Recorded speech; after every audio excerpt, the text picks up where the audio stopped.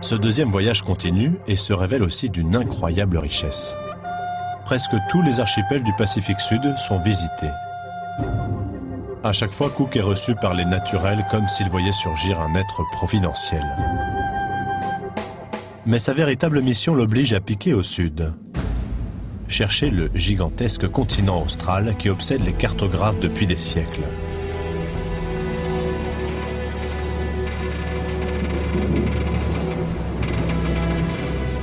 Si c'est seulement depuis peu qu'il est possible de calculer la longitude grâce à une montre, depuis longtemps on sait mesurer la latitude.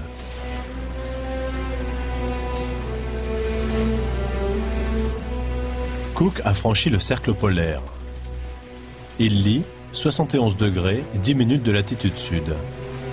Aucun homme n'est jamais parvenu aussi loin dans cet hémisphère.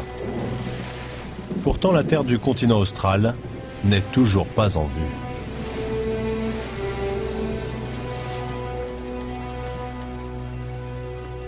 Il est vrai néanmoins que la plus grande partie de ce continent austral, à supposer qu'il y en ait un, doit être à l'intérieur du cercle polaire, où la mer est tellement infestée de glace que la Terre est de ce fait inaccessible.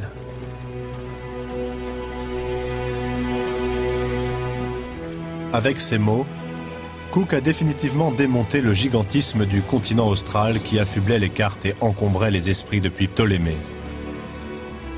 À l'aller comme au retour, Cook passe à travers le mythique continent austral qui n'existe finalement pas. Seul l'Antarctique, bien plus réduit, se trouve au-delà des glaces. De retour à Londres, Cook est ovationné par la Royal Society, qui lui offre une coquette retraite en tant qu'officier du Greenwich Hospital.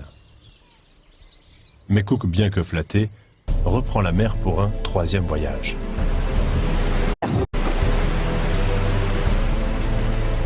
Cette fois-ci, son objectif est le Grand Nord, car désormais c'est la région la moins connue du globe. De nouvelles îles sont découvertes. Cook les nomme les îles Sandwich.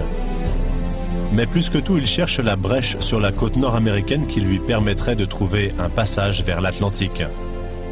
L'Alaska se dessine et le détroit de Bering est franchi. Les glaces et les brumes rendent la navigation de plus en plus difficile. Cook relève une dernière fois sa latitude extrême. Le 71e degré de latitude nord est atteint, juste avant qu'il ne décide de faire demi-tour.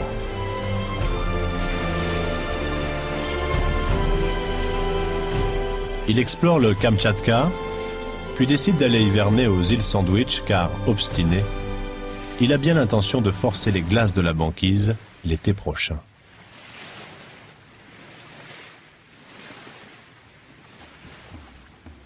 Dans la baie de Kihaka-Lewa, des centaines de pirogues entourent les navires.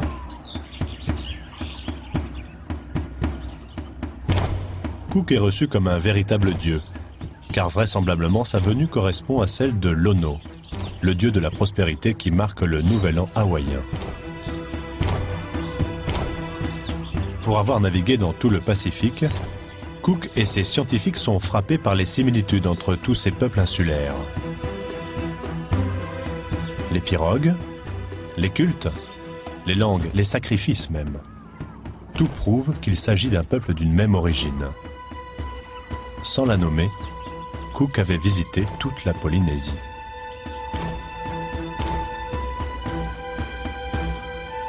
Après 2 mois de relâche, Cook repart sur sa grande pirogue.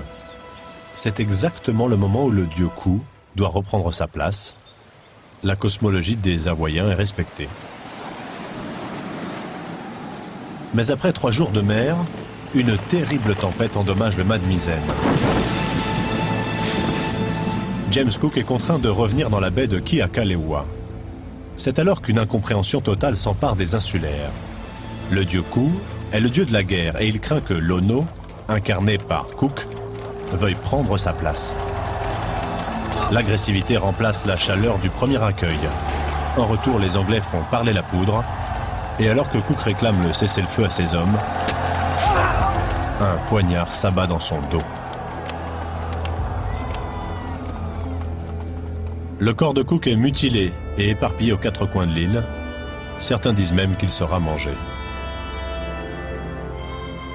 Abattu, le reste de l'équipage décide de rentrer au plus vite. Ainsi s'achève la plus vaste exploration humaine conduite par le même homme. Aucun navigateur plus que James Cook n'aura autant sillonné le Pacifique et contribué à l'édification de sa carte.